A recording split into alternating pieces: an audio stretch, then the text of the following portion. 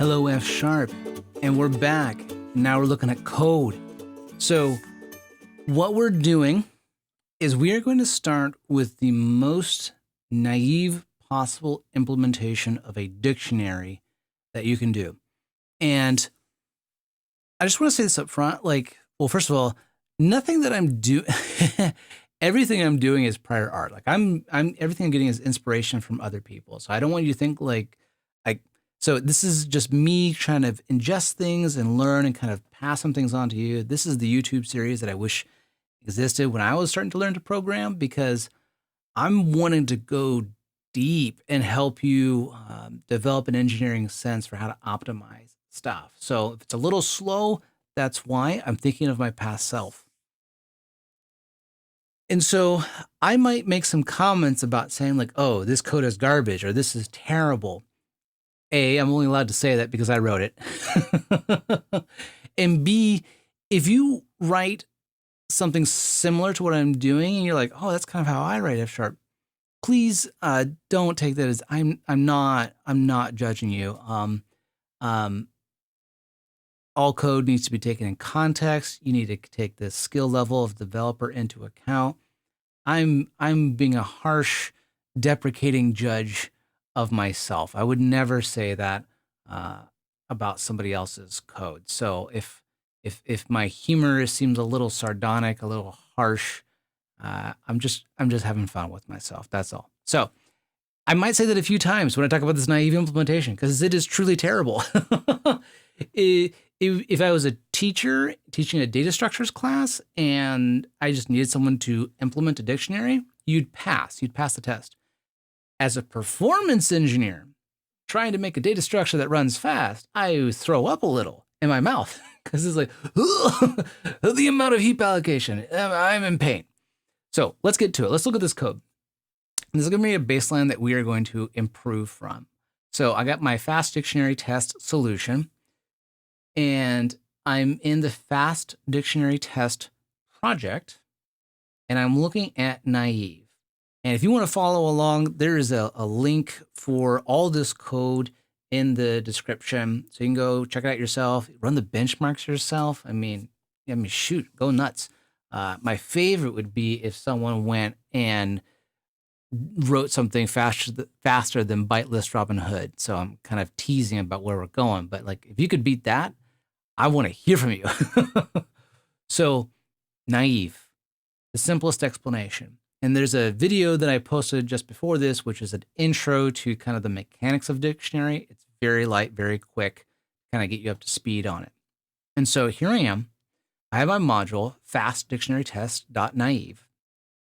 And you're going to see this pattern over and over again. I implement all the different variations of dictionary.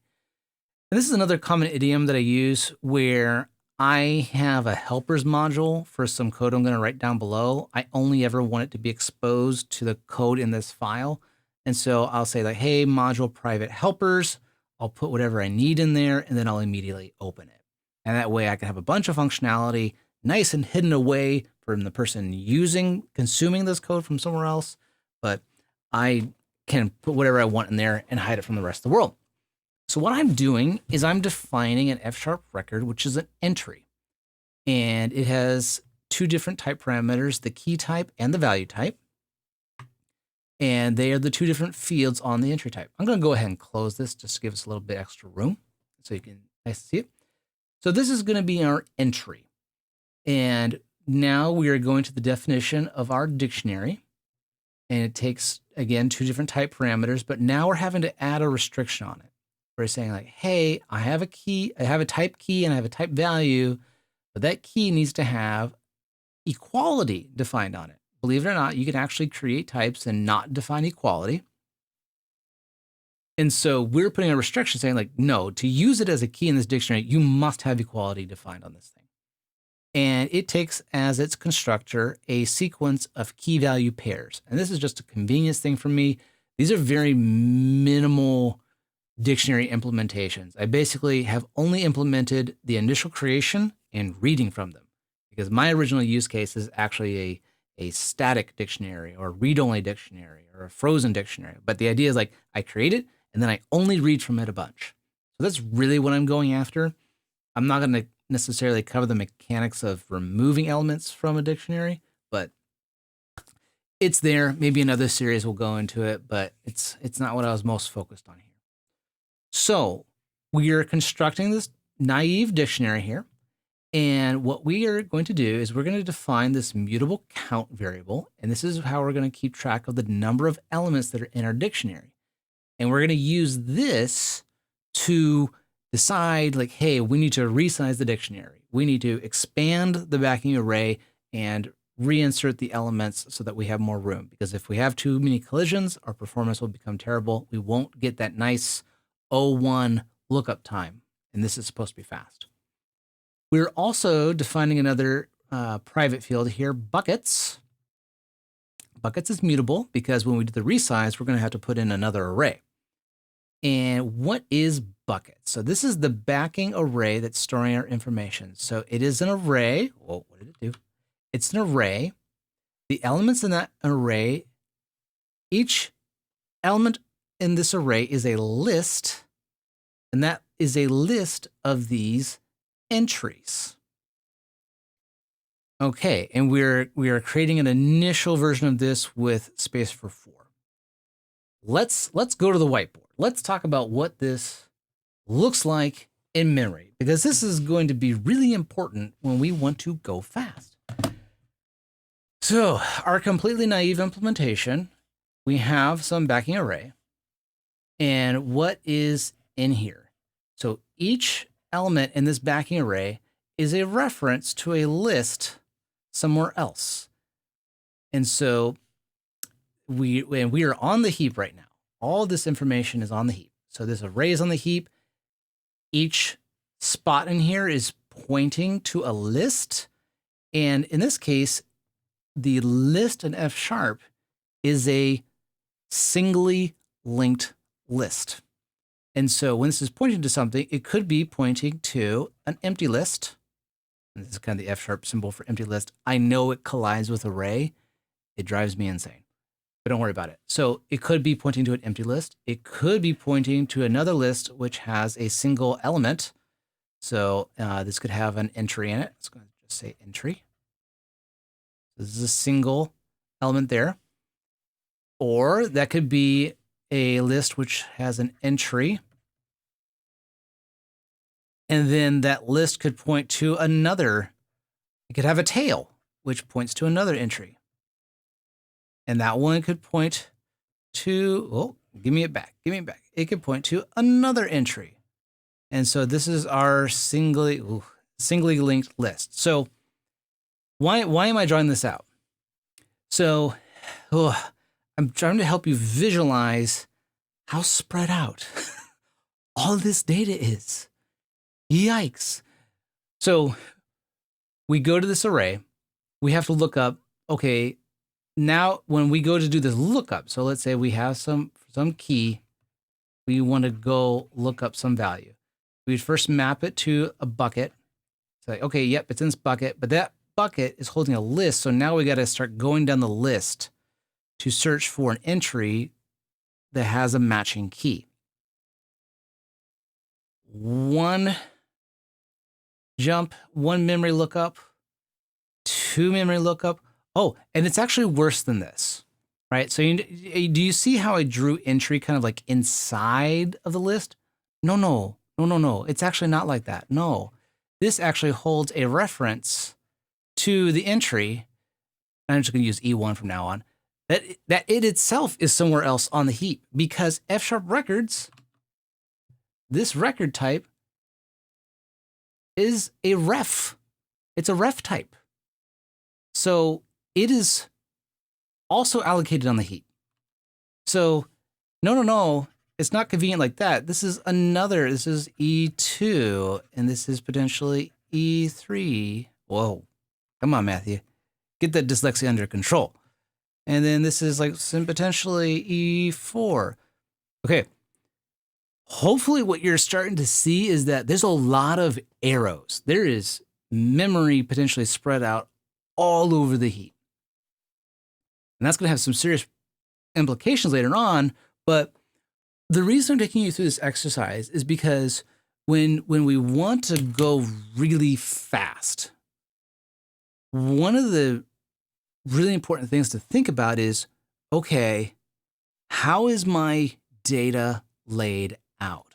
Because often the bottleneck for our processors isn't actually the computational speed, like the raw integer computations it can do, or the raw floating point operations it can do. Typically, it's the memory bandwidth and how fast it's able to access things from cache. And if it's not in cache, you're having to go out to main memory. And if your algorithm is written such that the CPU can't intelligently prefetch data into cache, your performance is going to suffer. So our naive implementation is a perfectly fine implementation so far for someone just wanting to read about dictionaries and write one on their own. And we're going to see how well it performs to the .NET dictionary, which is a fantastic dictionary, by the way. I didn't mention that earlier on. Yeah, but the dictionary built into .NET is fantastic, and it's extremely robust, and it also protects you against several attack vectors that you're probably not even thinking about, but is really critical. So this is not me saying don't use the .NET dictionary. Quite the opposite. It's fantastic. Trying to beat its performance was very challenging, and I still don't have all the features that it has in terms of kind of protecting you from nefarious strings, but we'll get to that. So this is kind of how the memory is laid out right now. Not so good. And we'll see how not so good later. Now we have this function, which is compute bucket index. And what this is doing is it's saying, hey, for a given key, what it does is it hashes that key, and then it performs this AND mask. Why is it doing this? When you compute the hash of a type in .NET, you get an integer back. That integer could be negative, it could be positive. It's 32 bits. It's a 32-bit integer, negative or positive. And for us, when we want to compute the bucket for it to map to, we really want it to be a positive number. We want it to be a positive integer. So what we're doing is we're masking off the top bit in the integer field. So if you ever look at like the binary representation of an integer, you have all these bits. So you have like 0, 1, 1, 1, blah, blah, blah, blah, blah, blah, 1, 1, 1, 0, 1, 0, right? And there's 32 of these. There are 32 bits in a 32-bit integer. Who'd have thought? This top bit, this one right here, that is what determines whether the number is positive or negative. If this top bit is a 0, this is a positive integer. If that top bit is a 1, it is a negative integer. We want this H value that we're going to do the mod operator with, we want that to be positive. So what this is doing is we're using an AND mask to like set. We're saying like all of these bits will be carried through by this mask, but whatever this thing is, it will always be a 0 on the other side. That is what this mask is doing. So we get our positive. Oh, I don't need that. Go away. We get our positive integer, and then to compute which bucket it should go into, we're just going to use the naive modulo, right? And just divide it by the length of the array, and that will be the index that we go into. Again, perfectly fine for now, but this is slow. This is really slow. We'll come back to it, but this is kind of the simplest thing you could do to kind of map an arbitrary positive integer to an integer within a particular range. And then we return that bucket index. And so this is going to be the index into this backing array. Okay. So when we want to get a value, right? So this is our get value function. We say like, okay, give me a key. I'm going to compute the bucket index that it goes to. I'm going to go look in that bucket. I'm going to go get it. And then I'm going to use list find. And I'm going to say like, hey, go through this list. Because remember, these elements here in this array, each of these buckets has a reference to an F# list. And so we're going to go down the list and we're say like, hey, we want the first entry, give me the entry where the key of the entry matches the key that I'm looking for. And then we say, okay, for that entry, give me the value back. And this will give this the behavior that we want. If it's not in there, then it will raise a key not found exception. Or just like a not found exception. But we're essentially getting the behavior that we're wanting here. And then when we add an entry, let's talk about when we want to add an entry to our dictionary. Okay, well, we're going to give it a key and we're going to give it a value. And then we're going to compute which bucket that key corresponds to, like which bucket in the array. And then we get that bucket back. And so what is this bucket? This bucket is a entry list, right? Because each of those buckets is pointing to a list. And then what we do is we have this loop that we're going to use to iterate through that linked list. So let's talk about, at the end of the day, we want an updated linked list because we're adding an entry. We're giving key and value. We have a linked list. And what we want to do is we want to go through that list. If the key already exists in there, we want to overwrite the value. If the key does not exist, we want to add it to the end. And we are going to do that with this loop. And you know what? For clarity, I'm going to go ahead. I'm just going to move this on down. I don't know why I didn't do that before. Let's make our lives a little bit easier. So this is the loop we're going to come back to. Compute the bucket index. We get the bucket.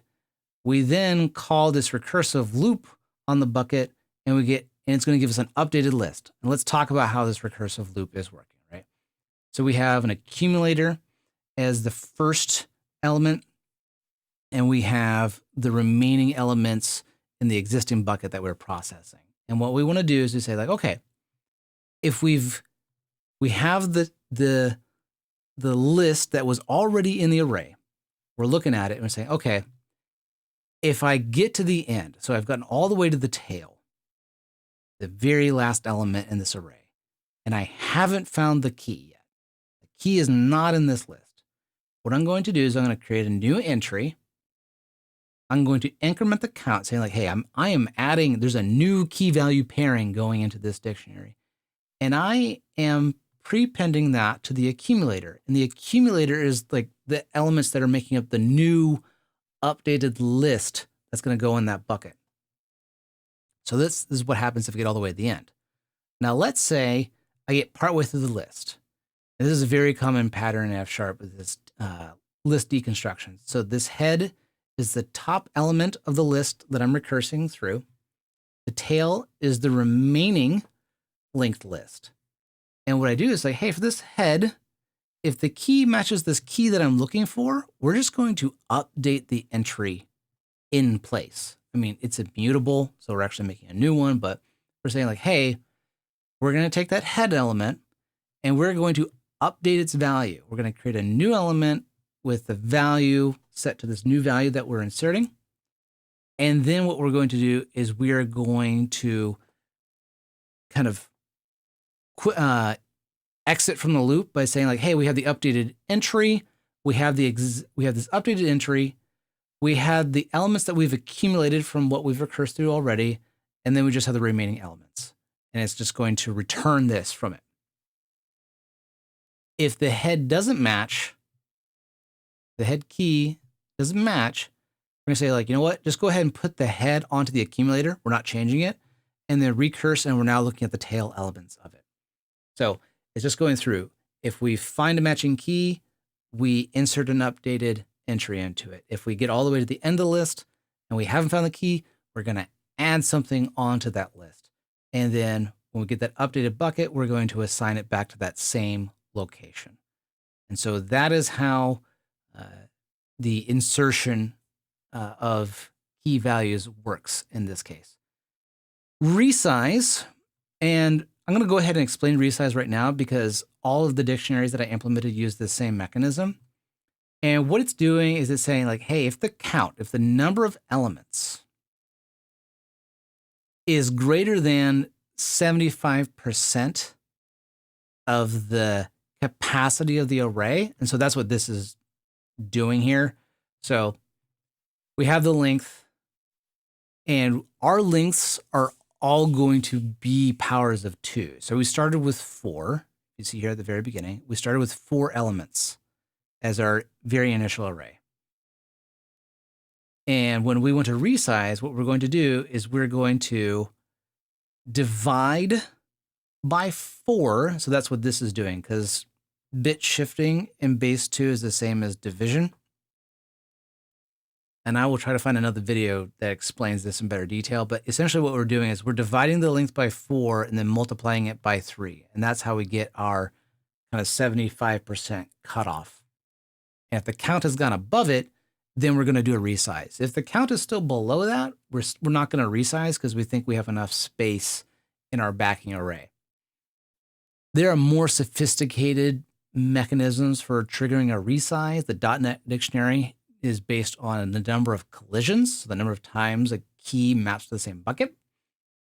But I chose this because it's very simple to implement.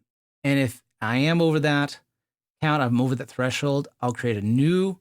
What I'll do is I'll assign buckets to old buckets, so I keep a reference to it. I then create a new buckets, which is a new backing array with double the capacity, and I reset my count to 0. And what I do is for each bucket and for each entry, I just reinsert them, right? And that process of reinserting them into the new array is going to give me my new counts. The count at the end is going to be exactly the same, but this is just a very simple way of doing this. And so, yeah, that's essentially it. And this is kind of the end of the constructor for the class. All these elements, woo, there it is. Here, entries. What it does is it says like, hey, you know what? For each of the entries, I want you to add them. And so it's just going to add them all to this dictionary. And each time it's going to call resize to see if it needs to do that or not. I'm going to go ahead and clean this up while I'm here. That's just kind of bothering me. Usually, oh, come on. Come on. We can do this. Yeah. There we go. Good stuff. Oh, what? Give me a hard time, man. Come on. It's getting spooked because I'm doing this on camera. So I go through all the entries, I add them, and I call resize each time to see if I've hit the threshold or not. And then this is what actually allows you to use kind of the square brace syntax for getting elements, inserting elements into a dictionary, or getting values out. So this is the incantation you need to have in a class to say like, hey, let's say D is some dictionary and I want to get, the 5th element out of it. This method, so member item with get, that is what you need to do to support this kind of syntax for your dictionaries.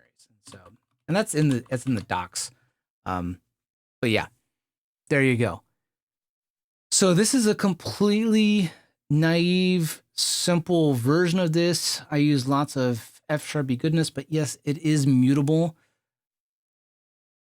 Well, not really, actually. So this is, I don't need to go into this discussion, but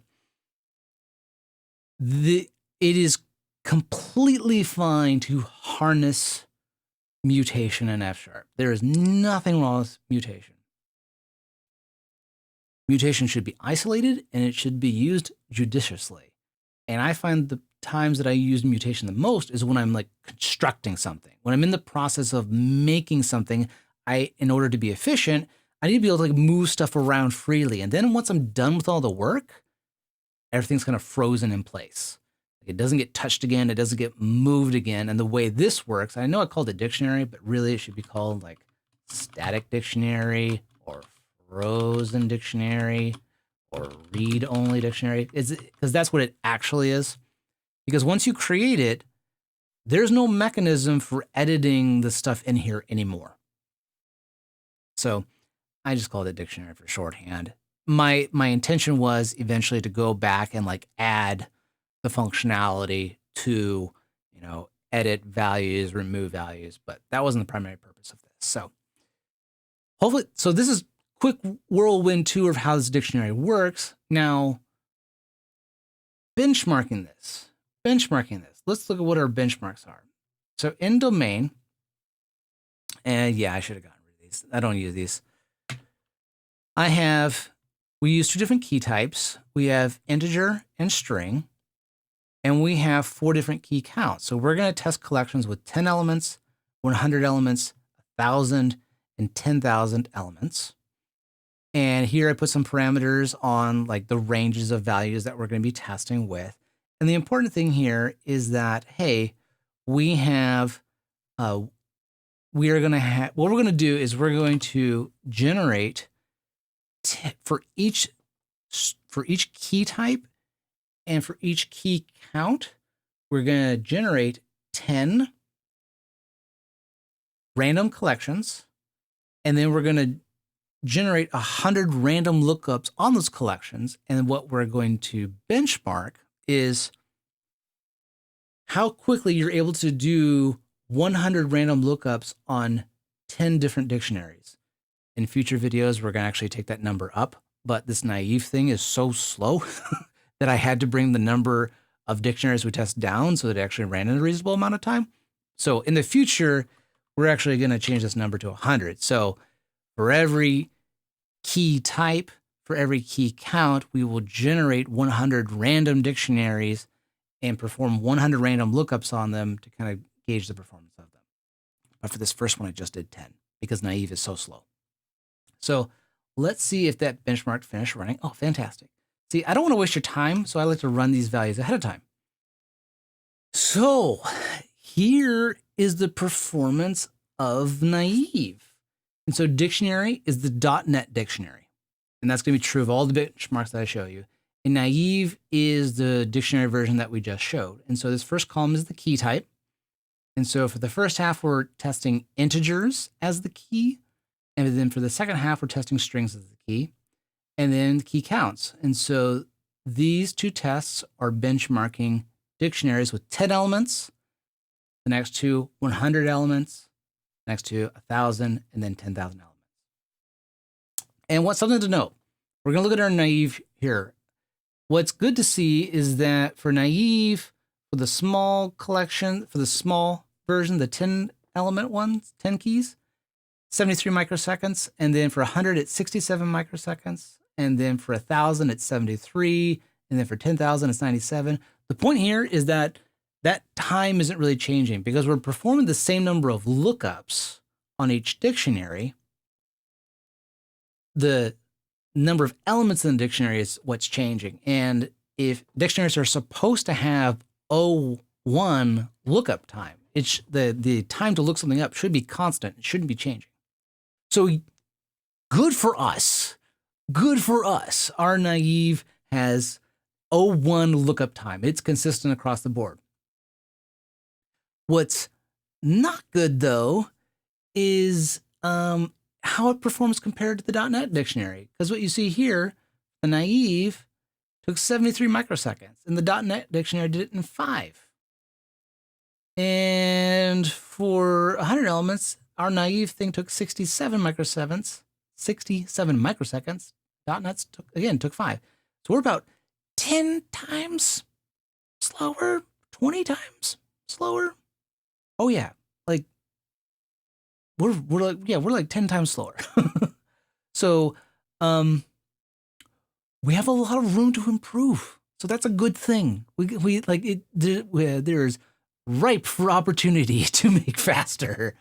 And here on the right, we're going to see what the first thing that we're going to tackle in our next version is this allocation. Holy smokes.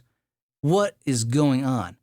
This should be, you should be asking all kinds of questions because our benchmark was not testing creating the dictionaries. I understand if there's allocation going on when you're creating the instance of the dictionary because you're inserting values and you might have to resize the array, so it makes sense that you would be allocating. What doesn't make here is that we're allocating while reading from the dictionary. why on earth are we allocating on the heap when just reading elements from a dictionary? That makes no sense. So the first thing that we need to tackle in our next version is getting rid of these allocations. If there's any allocation going on while you're doing a lookup on a dictionary, performance is over. Just stop. Just give up. Like until you fix that, there's no way you're going to have a fast dictionary. So that is what we will tackle next time. So again, thank you for spending some time with me. It's been a real joy to share this with you. And if you have questions, if you have ideas, please shoot them at me. I'd love to hear them. And if you have an idea for making it go faster, like, man, show me, like, prove to me that you can make something better, because I would love to see it. I'm excited. I love it when people just destroy my performance, because it means I have a ton to learn. That's very exciting. So you have a great day. Thank you much.